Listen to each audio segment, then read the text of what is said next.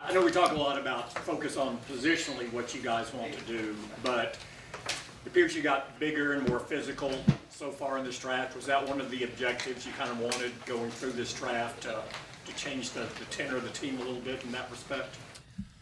Definitely. I think you always want to get bigger, bigger, stronger as a football team. And I think anytime you add to your offensive front and your defensive front, as we've done with these first 4 picks. So, yeah, definitely. I'm always of that mindset. And I think if you look at our division, playoff football and all those things we, aspire to be extremely successful in, this is definitely part of it.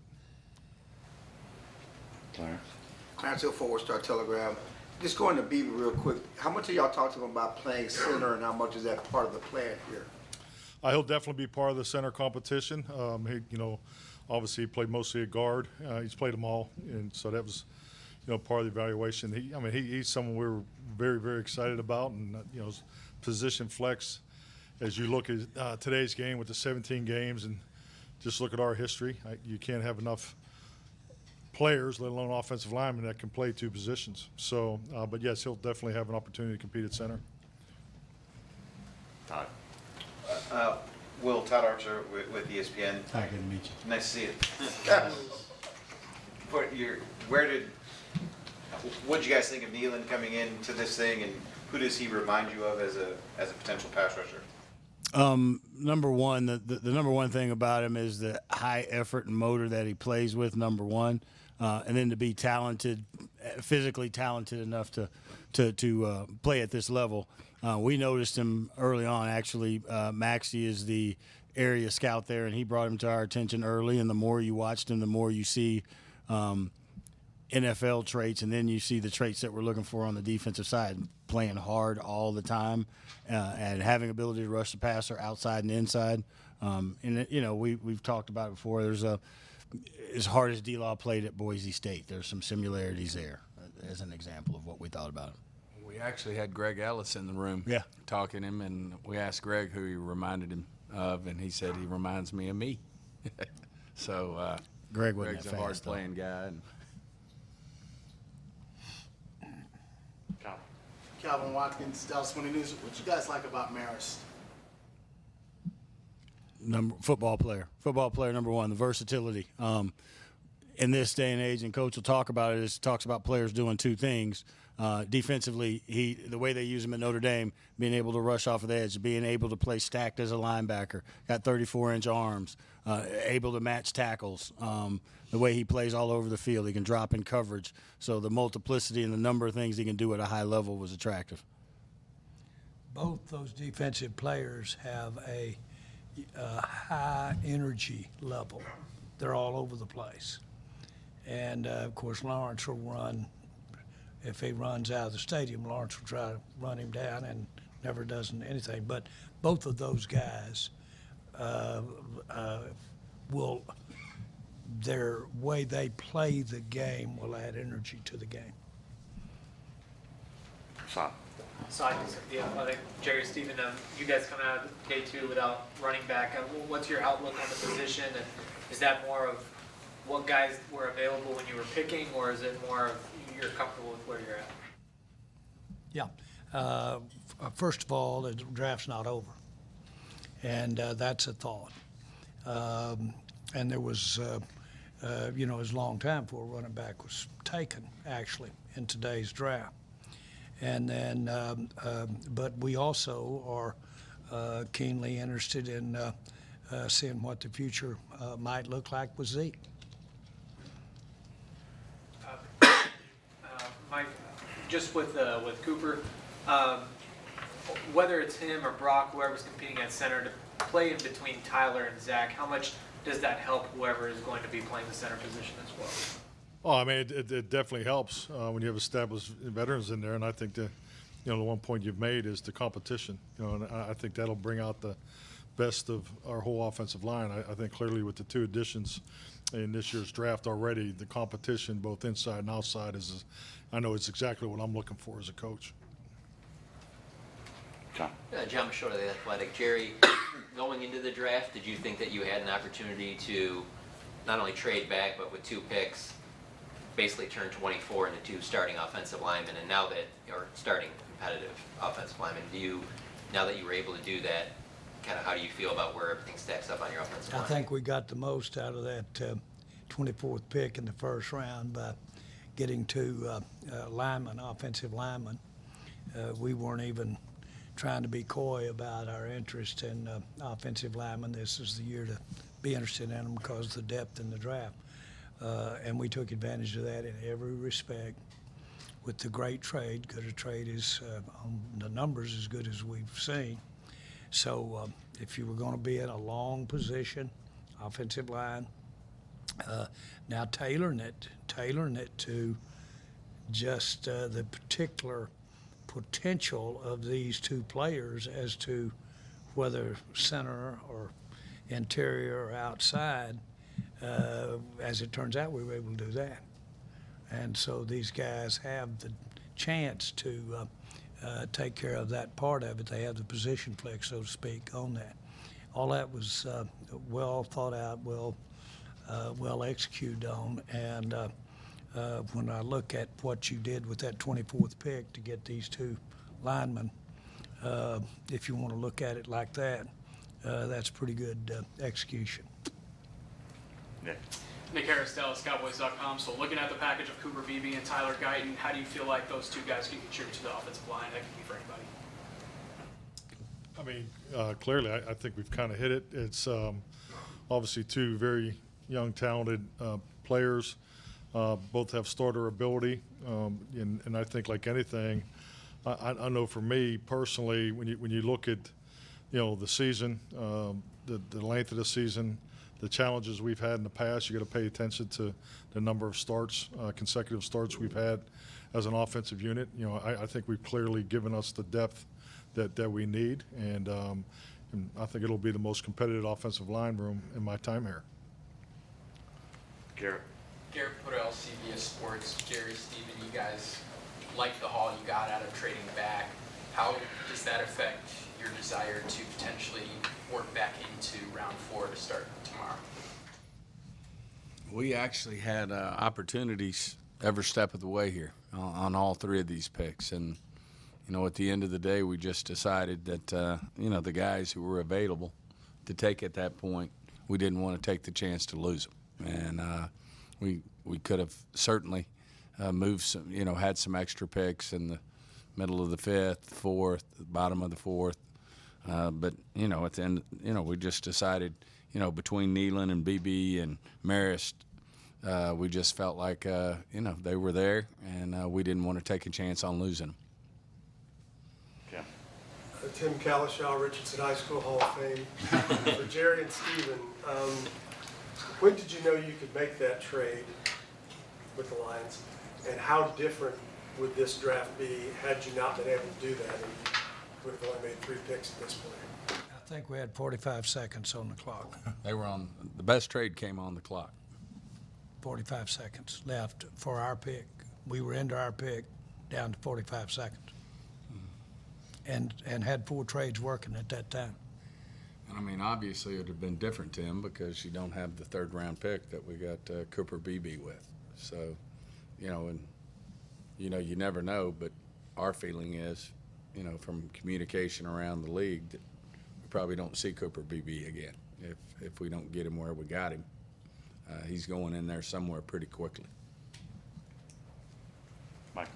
Mike McCarthy, Dallas Morning News. Will, can you elaborate on the DeMarcus Lawrence comp with Marshawn? And just when you watched him, what were the moments to you that reminded you of him? It's just, the thing that attracted us to D-Law back when he was coming out was the incredible effort that he played was that same effort that you see on Sundays now still after as many years as he played. That shows he loves the game. So that, that attracts you. That's something that you put in your Rolodex and you go, if I see that, I know what it looks like and what it can do. And so just watching him play, he's bouncing off of people. He's chasing screens down.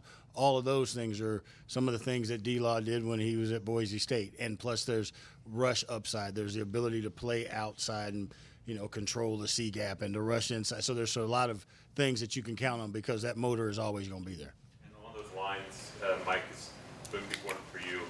to have those guys in the same room now, however long that overlap exists, what that does for Marshawn and his development, what's your belief on the impact for a rookie to have someone like DeMarcus in that room? Well, I mean, there's nothing like veteran leadership. I mean, veteran leadership carries you so much further than you've ever been. And I think that's really a really strong focal point for us. You know, you have the rookie orientation here in 2 weeks.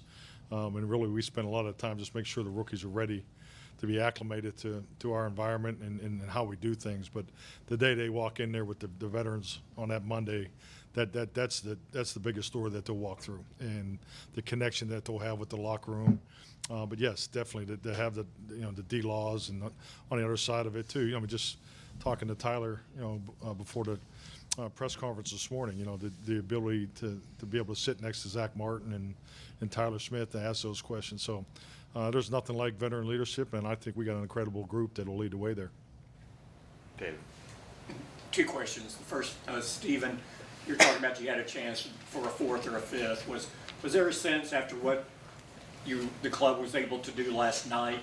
I know you still want to be opportunistic, but not to get too cute tonight. Just you got these picks for a reason off of what you did, and just stay the course and take them. Man, I think that's always what you measure is getting too cute. And we've had that work out for us, and we've had that burn us. And we just felt with the quality of players that were available when we had the chance to move down and take that risk. And it was literally at each one of these picks that we could have moved back. And obviously, we're going to have a long wait tomorrow. I think we got about 75 players before we pick again. And we're already seeing a few of them that we really like come off the board. But the quality of these 3 ball players, these 3 men, were such we just didn't want to take that risk. From my perspective, the player sitting there, the conviction you have about that player sitting there is directly proportionate to what it would take in a trade that might call in to get you to pass right then and take a chance down. They're directly proportionate. And there's a player that you might have taken that there's no amount of trade they could put up there. There's another one that might have offered the bottom pick in the 4th round to move down 7 spots if you'd have had a different feel about the player. The player we ended up picking, Notre Dame, we'd have had to have the greatest trade in the history to have shaken us off of it. But we did wait it out to see if that phone would ring. That old song, that old country song, when that phone's not ringing, that's me calling. Will, I was going to ask you too, with Dan Quinn had a different sort of defensive template he was looking for in his players, and Mike Zimmer coming in when he did looks at things a little differently.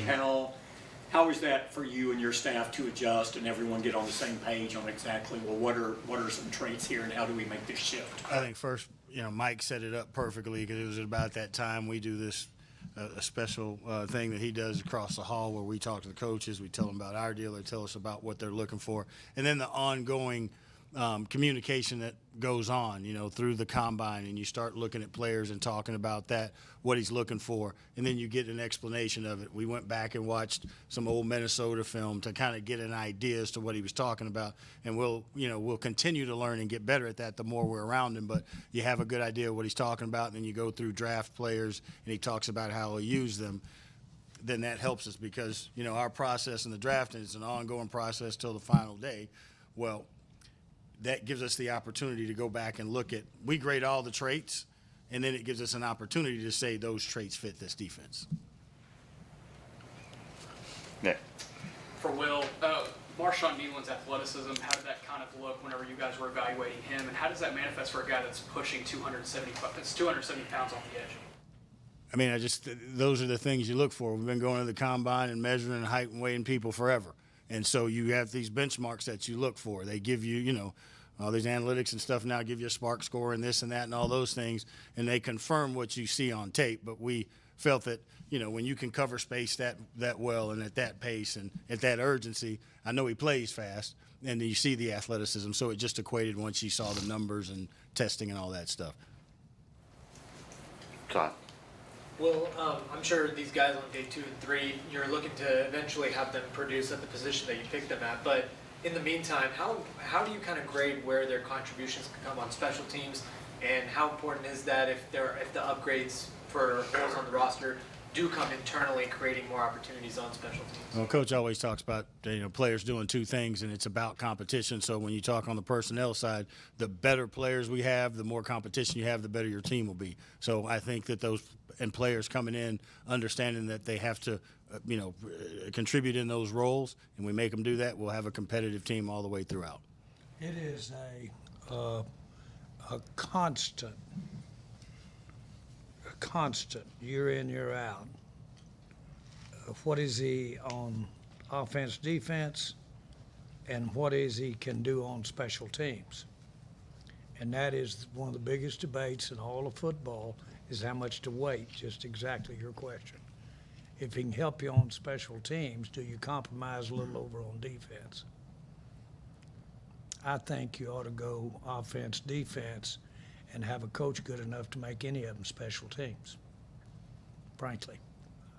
I don't know how you can play offense, defense in the NFL and not be a great special teamer, because that's about heart push. Mike, just with the new kickoff rule and everything, is that a new element that you kind of have to go back to, something that obviously for a few years has kind of gone away in terms of what players can do that role a little bit better? I mean, not really, because everything that will occur on kickoff coverage and kickoff return, those fundamentals and those techniques and those drills will carry from the ones that we have always done. So I think it's just more, frankly, I think the biggest, I don't want to say challenge, but the biggest competition is probably going to be more the personnel matchups and how teams choose to line up and utilize the personnel, because that will be differently, because the long runnings, taken out. I'm sure you're all, in tune with the way it's going to be set up. So, yeah, but as far as how you train, there's not a whole lot new. It's going to be more the specifics of, the alignments and matchups. I think that's going to be a big part of that challenge. And obviously when you had 20% returns last year, and 80%, touchbacks, I think clearly, we're hoping 60%. It's probably going to go up to about 65% in the return game. So, I think it's going to be very exciting. And all the offensive players and defensive players will then play on special teams. So, yeah. Trying to lighten it up here. It's late. All right, last one, Michael. Okay, 2 more. Clarence, we'll get you. With Maris, his special teams experience in Notre Dame is pretty extensive. Just what are you guys getting in that respect of how he'll be able to step in right away and consistent in that area? A damn good defensive player that will contribute on special teams when his time comes. Right? We're coachable. And then again, the big trick is the active player on game day. Now we've got more practice squad players that we don't dress on game day than we have since I've been involved in the NFL. But the real trick is if you have someone that's, say, very exceptional on special teams, but he's a handicap on defense or offense. And the question is, can you afford to use that spot when you need to dress out that lineman, or be long in the secondary, be long on linebackers? Can you afford to use that spot if somebody goes down great on the kickoff? Or do you put him in there in case you get a linebacker hurt and need a linebacker more than you need a special teamer? That's what he gets the big bucks for, right there. He makes that call. No, that's a great follow-up to the question before, because that's going to be part of the change. I mean, that's where, how are these teams going to play? Kickoff, return, as far as alignments and personnel utilization, because those are the conversations you have at the 48 where, the roster flexibility that you do have now with the practice squads and so forth. I think it'll be a bigger challenge this year. And then the gap until your next pick, how do you guys spend it? I mean, is there swimming thumbs? Drinking margaritas? No. No, you'll just, no. I mean, at the end of the day, you'll be sitting there and making sure there's not a guy you want to give a future pick for. More than likely not, because you probably should sit on your hands and not do that, but we'll certainly be evaluating if there's somebody up there like a blinking light. look at me, then we'll need to do that, and then we'll decide if there's any way, to figure out how to go do something like that. But, as you're all aware of, we're probably going to end up with 4 compensatory picks next year. You get your normal 7. Of course, we gave away one of those to make that trade, but so we're down to 10. But, we'll just have to evaluate whether it's worth it to do it. Like I said, you're probably better off sitting on your hands, but we'll have to evaluate that. We'll be right in tune with the draft as we go.